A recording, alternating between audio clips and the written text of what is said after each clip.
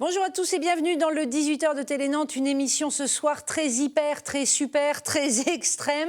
Dans un instant, nous allons fêter ensemble les 15 ans de Métallurgie. Mais c'est quoi donc Métallurgie? C'est ça que vous vous dites là tout de suite en m'écoutant. Eh bien, c'est un média indépendant, Métallurgie, un média internet, un spécialiste du métal, du punk, mais pas que. C'est ce qu'on va voir tout à l'heure. C'est un média national, mais qui est né ici à Nantes. Alors Cocorico, on va en parler. Et en plus, il organise depuis 2 ans maintenant des concerts, en particulier scène Michelet, mais aussi au Ferrailleur à Nantes. C'est son fondateur qui va venir nous parler de ses 15 ans d'existence et du festival donc organisé pour l'occasion. Et puis, je le disais, super, pourquoi? Parce qu'en fin d'émission, Romain, notre chroniqueur BD, va nous rejoindre. Il s'est posé cette question suivante, Romain. Qu'est-ce qu'on lit comme BD une fois qu'on a vu Superman versus Batman au cinéma, ou le contraire, je ne sais plus dans quel ordre on les met. Eh bien voilà, du super-héros, c'est à la fin. Je résume, du métal, du web, du dessin, c'est le programme de ce soir.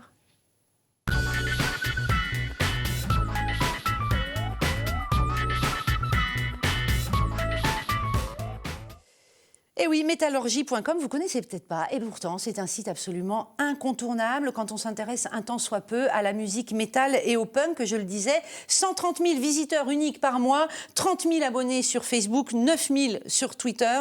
Éric Cambray, bonsoir. Bonsoir. Vous avez de quoi être fier quand même. 15 ans que ça dure, et ces chiffres-là, rien que ça, voilà, on se dit c'est bien. Oui, c'est très bien, ouais, surtout pour un média indépendant qui n'a pas de moyens, qui vit par lui-même. Et depuis 15 ans, ouais, pour le web, ça fait la préhistoire un peu. Ça fait un peu la préhistoire, on va y revenir d'ailleurs, parce que tout n'existait pas il y a 15 ans. Hein, voilà. Juste le point de départ, parce que c'est vous le fondateur, je le disais, mais comment vous est venue cette idée-là?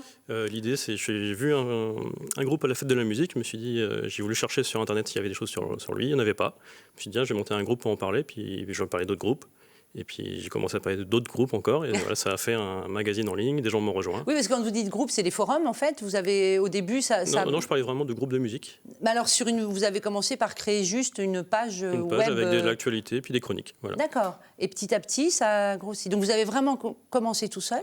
J'ai commencé avec un ami, mais qui m'a vite abandonné, donc j'étais tout seul. Mais après, j'ai vite été rejoint par d'autres personnes. Et petit à petit, au fil des années, ça a grossi. D'accord. Alors, je disais, c'est un webzine. Le mot est juste. D'ailleurs, on le voit en une de votre site. Mais c'est quoi? Qu'est-ce qu'on trouve sur métallurgie.com? On trouve, comme dans un magazine, des chroniques, des interviews, des photos, des vidéos. Bon, là, il n'y a pas dans le magazine, mais... toute l'actu métal, punk, hardcore du moment. Alors, au niveau actu national, international, c'est très vaste, en fait. International, ouais, surtout sur beaucoup de styles, surtout orienté métal. Et après, on peut dériver vers d'autres choses, même du hip-hop ou du jazz. Oui, bah c'est pour ça que je disais le et pas que. C'est-à-dire métal, punk, c'est quand même votre marque de fabrique. Oui. Faut être clair, mais vous allez voir ailleurs. Voilà, c'est ça. On n'aime pas se mettre des barrières et s'auto-censurer. Donc, si quelqu'un a envie de parler d'un bon album de hip-hop, il peut. Alors, si quelqu'un a envie de parler, ça veut dire que tout le monde écrit, tout le monde peut écrire sur Métallurgie? Non, on a des chroniqueurs sélectionnés. On leur fait passer des petits tests pour voir s'ils correspondent à ce qu'on cherche au niveau qualité. Parce que ce sont des bénévoles qui font tourner oui, tout le monde est bénévole sur le site. Le webzine. Alors, on a vu des images du site, justement, c'est quand même pro. Je veux dire, c'est pas un obscur site qui fonctionne pas, où on s'y retrouve pas. Non, c'est hyper pro. C'est un peu votre métier en même temps, vous? Oui, dans la vie. Hein. Oui, je travaille pour doyoubuzz.com, donc c'est mon métier à plein temps. doyoubuzz.com, grosse, les gens connaissent peut-être, c'est du CV en ligne en fait. Rien à voir, et c'est une entreprise nantaise, donc aussi, c'est un cocorico nantais pour cette boîte qui marche très très bien. Oui. Donc ça, c'est votre boulot dans la vie, voilà, et ça vous aide quand même d'avoir cette connaissance-là. Oui, et inversement aussi, j'apprends des choses avec Métallurgie que je peux utiliser pour doyoubuzz. Pour doyoubuzz, voilà. Donc c'est pratique, tout le monde s'y retrouve. Voilà. Comment on fait pour tenir 15 ans avec du bénévolat? Avec des gens motivés, des gens passionnés, il y en a certains qui sont là depuis très longtemps à mes côtés.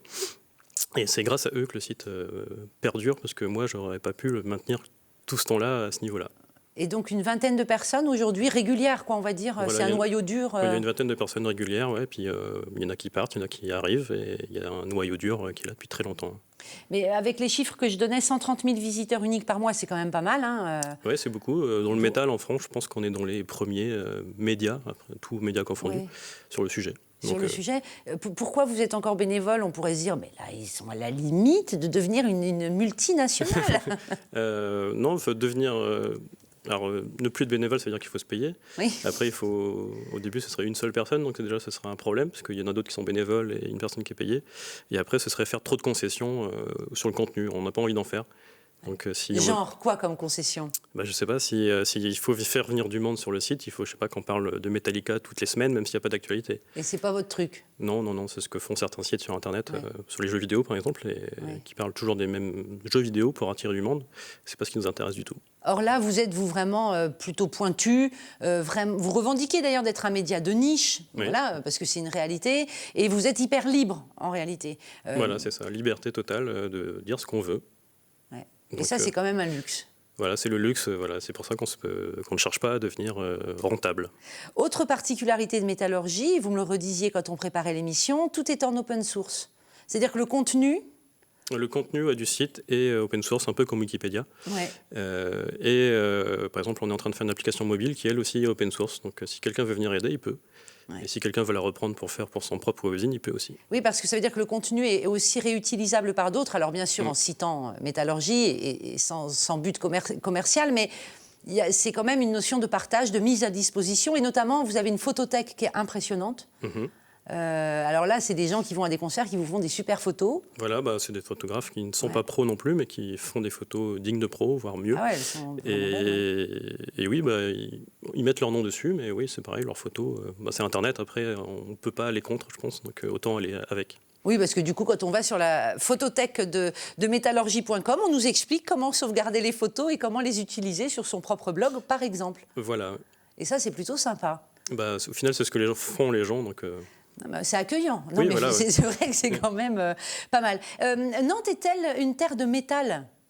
Parce qu'on se dit, métallurgie créée ici, alors ça tient à vous, vous auriez pu habiter à Toulouse ou à Strasbourg, bon, vous êtes à Nantes, mais est-ce que pour autant, il y a quand même quelque chose avec le métal ici? Alors à la base, je n'étais pas à Nantes, j'étais à Montpellier, mais je suis venu ici depuis 10 ans.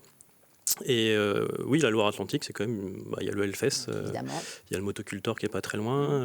Donc oui, il y a un public et il y a beaucoup d'associations qui se bougent ici pour faire vivre le métal. Et ça a aidé Métallurgie, ça? Pour trouver peut-être juste aussi du vivier, du bénévole ou non? Peut-être, je ne sais pas. Vous savez pas trop. Mais effectivement, ici, ça bouge beaucoup plus dans le milieu que dans le sud, par exemple. Et vous avez des liens avec le Hellfest, nécessairement, on a envie de dire? On les suit depuis leur début, même avant avec le Furyfest. Donc oui, on les suit, on les connaît. J'ai participé à une de leurs émissions de télé qu'ils ont fait chez eux. Donc oui, on les connaît bien. Et il y a Johan qui vient au Métallurgie Fest, d'ailleurs, bientôt. On y vient à ce Métallurgie Fest parce que on a beaucoup parlé du site Métallurgie, mais depuis quelque temps, vous organisez des concerts et même un festival. Et pourquoi passer c'était une envie que vous aviez dès le début d'être organisateur de concerts? Non, comme beaucoup de choses sur Métallurgie, je fais des métiers, on va dire, différents. Ouais. Donc là, c'est organisateur de concerts. Donc ça ne vient pas de moi, à la base, c'est quelqu'un de l'équipe qui voulait organiser des concerts. Donc on a fait OK. Vas-y. Et puis voilà, Métallurgie Fest. On avait déjà fait des éditions La Baraque à Son en 2009 et 2010.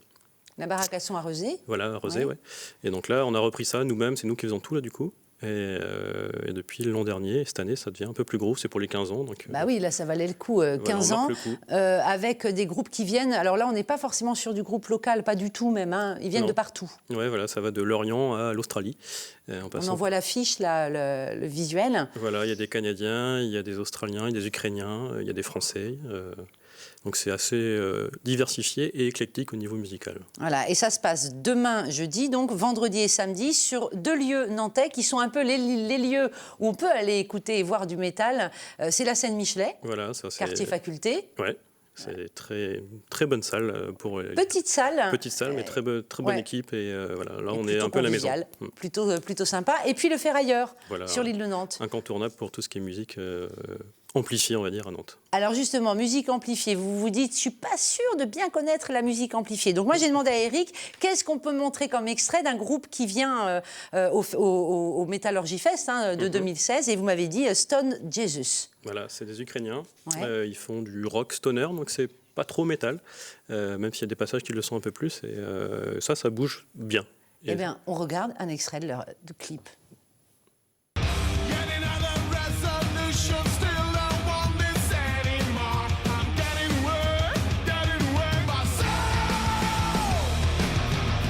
This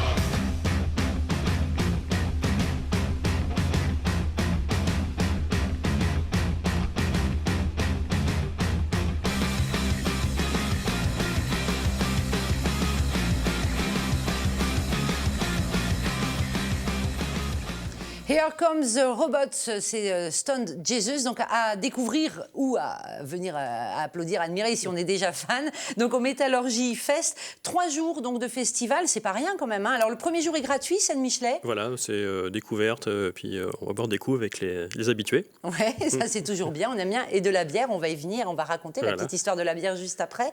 Et puis après 2 jours au Ferrailleur, avec des passes, bon c'est pas cher, franchement, 15 € pour un pass une journée, 26 € le pass 2 jours. Voilà. Et on peut s'en mettre plein les oreilles quand même, on peut le dire. Ouais, il y a 8 groupes du coup sur 2 jours et 10 au total si on fait les 3 jours. Il y a un public fidèle? Oui, il y a un public fidèle. Il y a des gens qui viennent de loin, de très loin. Donc, il y a des gens qui viennent de Lyon, de Paris, d'Avignon. Alors, il y en a puisque c'est Métallurgie, d'autres puisque c'est les groupes qui les intéressent. Donc, ouais, ça fait plaisir. Donc, ça vient confirmer quand même, ça qu'on le dit beaucoup. Alors, on l'a aussi parce qu'il y a le Hellfest ici, mais que ce public-là, sur cette musique-là, sur ces musiques, est un public extrêmement mobilisé et qui effectivement est prêt à faire 300 bornes pour un concert d'un groupe, quoi, même dans une petite salle de 300 places. Voilà, ouais, c'est des passionnés et, en fait, et pour certains groupes, il n'y a pas moyen de les voir autrement qu'en faisant des centaines de kilomètres. Ouais. Et c'est pas compliqué de faire venir les groupes? Ça peut. Là, c'est plutôt bien tombé. C'est Vincent qui s'occupe de ça, qui a réussi à trouver tous ces groupes. Peut-être aussi parce que c'est Métallurgie. Ça vous le disiez, vous êtes quand même connu, voilà, vous êtes très reconnu, quoi. Ça nous est arrivé pour un ancien festival de demander à un groupe qui s'est reformé exprès pour Métallurgie. On ne savait pas qu'ils avaient arrêté, mais ils nous ont fait on se reforme pour vous. Le succès de Métallurgie en 15 ans, hein, je le redis, 15 ans d'existence, avec ces chiffres de 130 000 visiteurs uniques par mois sur le site. Est-ce que vous avez des appels du pied de temps en temps de certains groupes qui aimeraient vous absorber, ou des majors, ou je ne sais pas Non, on n'a jamais eu ça. Je pense que le métal est trop un média de niche pour qu'on soit visible d'eux, en tout cas. Personne ne s'est dit il y a du business à faire là avec eux. On a déjà eu des contacts de télé notamment qui voulaient qu'on fasse une émission avec eux et tout ça, mais ça n'a jamais abouti. Ouais, et c'est pas forcément peut-être votre... Non, ça aurait pu être amusant, une expérience en plus. Mais un truc en plus, hein, les concerts, voilà. La télé, pourquoi pas, après tout aussi. Voilà, mais on n'a jamais été plus loin que... Au final, le webzine nous plaît très bien. Eh ben, pourvu que ça dure encore. On revient sur ce festival, on parlait de bière tout à l'heure, à consommer avec modération évidemment, mais vous vous êtes fait un petit plaisir pour cette édition 2016. C'est ça, on a demandé à la brasserie Bonne Garde, qui est nantaise, de nous faire une bière. Donc on va la vendre jeudi au Michelet. Elle s'appelle comment ? La bière ? Ouais. C'est Métallurgie marqué dessus, tout court. Tout simplement, voilà. Par contre, c'est collector, hein, parce que vous m'avez dit 210 bouteilles. Voilà, 210 bouteilles. On va peut-être en refaire une série, parce qu'on a beaucoup de demandes. Bah, je me dis que oui, donc, sur 3 jours, ça va pas suffire. Au pire, il y en aura 400, mais pas plus. Donc voilà, si vous voulez en avoir, c'est ce week-end. C'est maintenant, et c'est au Métallurgie Fest, on le redit, hein, c'est jeudi, vendredi et samedi, Scène Michelet et au Ferrailleur. Vous allez sur métallurgie.com et on trouve toutes les infos pratiques. Il y a encore des places, on peut encore acheter des passes ou pas ? Oui, il y a encore des places. Pour le samedi, c'est en train de devenir un peu limite, donc il faut se dépêcher, mais il y a encore des places sans souci. C'est quoi vos projets sinon pour les 15 ans à venir ? Je sais pas, on verra là où ça nous porte. Le sens du vent ? Ouais, voilà, après ça dépend vraiment des opportunités, des gens qui nous rejoignent. Il y a plein de choses qu'on aimerait faire et qu'on aimerait faire depuis longtemps. Donc voilà, je ne sais pas encore. En tout cas, vous n'avez pas en tête d'arrêter ? Non. Et au pire, même si j'arrête, le site peut continuer. Ça sera repris ? Oui, il y a déjà le site n'a pas besoin. Seul, quoi. Voilà, le site on le redit. C'est les bénévoles qui font le site et moi, j'en suis qu'une partie. Une petite partie. Est-ce que vous aimez la BD, Eric ? Oui. Et Superman ? Je ne connais pas trop en BD. Et Batman ? Ça, je préfère. Ouais. Ah bon, alors vous allez beaucoup aimer Romain. Vous restez avec nous, c'est l'heure de la chronique BD.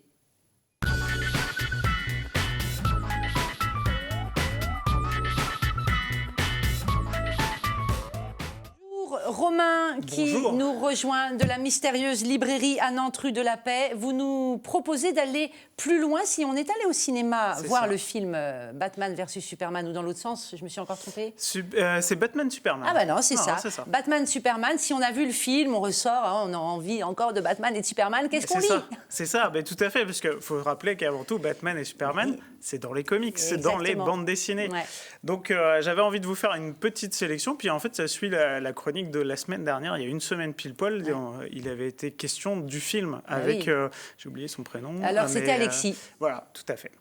Donc du coup, moi je vous invite... Romain, il est formidable, il nous fait le suivi de la programmation de Télé Nantes, c'est génial, mais c'est génial, oh là là, c'est génial. Et donc du coup, je vous invite à découvrir comme c'est un film qui parle de Batman et Superman, là, c'est Superman-Batman, c'est dans l'autre sens, mais c'est un comics qui leur est dédié.